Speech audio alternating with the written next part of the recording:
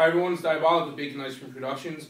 We are here at Dreamation. Oh yeah, they don't have numbers on this one. 2011. And it goes by the year, I forgot. It's Sunday, can you tell? I'm here with Geoff Batone. Yep. Aha, I got it right. Very nice. I haven't completely lost my mind yet. And we met yesterday, I think. Yeah, that's right. Sat around, did a bunch of stuff. But you happen to work for some place or something and do things. And I do. I figured I should ask you about them because they involve some games or something, I heard. Yeah. I'm a busy guy. I do vague, unspecified stuff for places. I'm actually the creative director for Slugfest Games. Okay. So, I don't know if you've heard of us. I have, but I don't know if they have.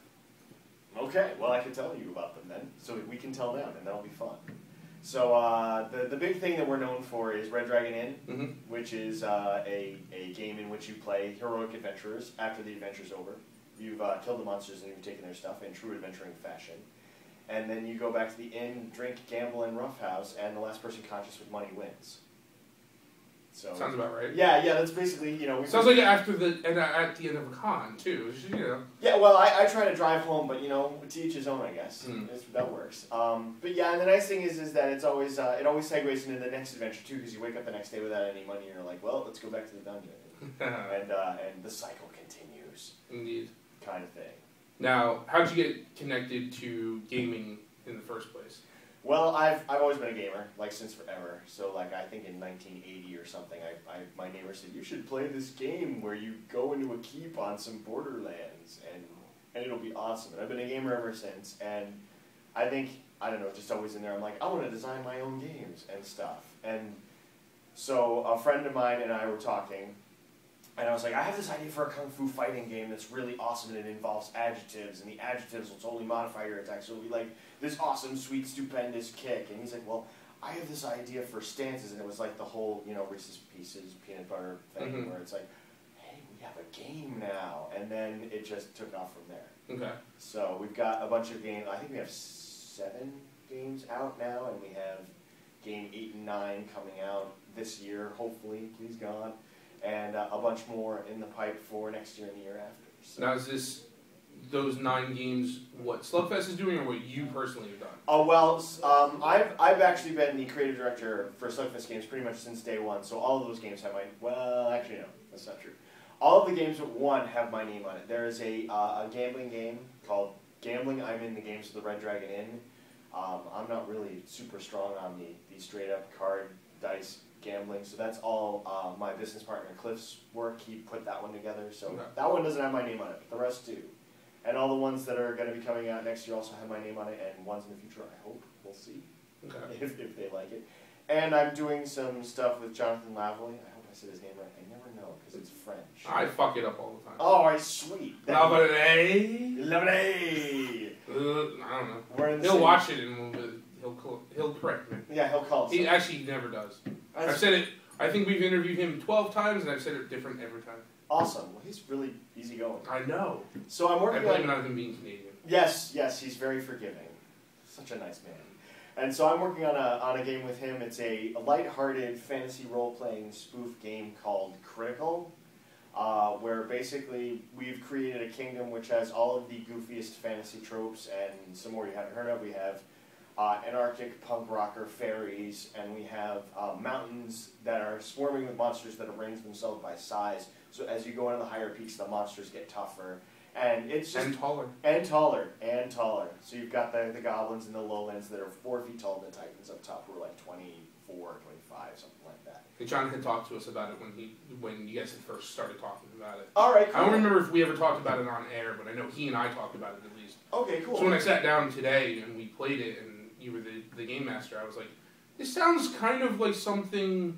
Oh, it's your fault. That's why you wanted me to play this, huh, John? Yeah. Now you come into our web. So yeah, it's we've got about 30,000 words written on it, and we're hoping for another 30, and we'd like to maybe get it out next year sometime. Okay. If our momentum keeps going, we're still feeling creative about it, which I think we will. Cool. So I'm excited for it. So that's good. It was fun. Thank you. Well, eventually, you might find out about it or something. Yeah, more than just the snippets, because we have to write them all first. Yeah, it's not like we can be like, yeah, well, you can find out about it there. It's like beta testing. Yeah. The rules mostly work. A lot of it is the integrating all of the world stuff into the rules so it's a complete game and filling in all the holes. So you'll hear more about it when we actually finish it. How long has Slugfest been around? Slugfest has been incorporated since 2002. Okay. And we've actually been going to cons, I think, since 2004. Well, 2004 was our first Gen Con. That's when we really had product to sell and stuff. We actually do the Dreamation cons before that, just doing a lot of play testing and seeing if people were actually interested in games that we made. Which it was nice to hear that they did. And they're like, I would totally buy this. It's like, sweet, we need something to sell you then. so that's it's like 9 years. Jesus, I feel old. How'd you start out, like, coming to the Dreamation stuff? I'm trying to remember what happened. I think it was, well, my business partner Cliff used to run LARPs here. He used to have a LARP company, so he knew Vinny, who runs the whole thing, who's like the supreme boss of New Jersey cons, I guess. And he says, well, we should go to conventions with our games and just get random strangers to play because they don't have to be nice to us, and we'll get good feedback. And he says, I used to go to these mini cons, let's go. So I don't really remember exactly because it was so long ago, but that sounded like the actual impetus of going. So we got, a lot of contacts, we met a lot of different people. That's how I met Jonathan, actually, and Kurt from Smirk and Dagger and all those guys and whatever. So we usually, when it gets late and the con's quieted down a little bit, we sit around and talk shop and stuff, which is fun. And that helps me out as a designer. Hearing about what people did that didn't work or did work or new things that we could try and stuff. So that's pretty cool. Yeah, like yesterday's brainstorming session in the middle of, like, at midnight, it was really fun to just interact with and watch. Yeah, that's always cool. It's nice when they're like, oh yeah, I totally tried a game like that, it didn't work. But maybe if you do this, or if you add dice or whatever, that's always great. And it's always fun, especially with people who are who have made a game for the first time and they're like, so I don't know what to do. And talking about them and seeing the enthusiasm of, they're like, I just have this cool idea and I want to make a game because I want people to be excited about it, which is, I think the great thing about this industry is that everybody who owns a game company, that's basically how it starts. Right. It's like, well, who's going to publish this game? I guess I will.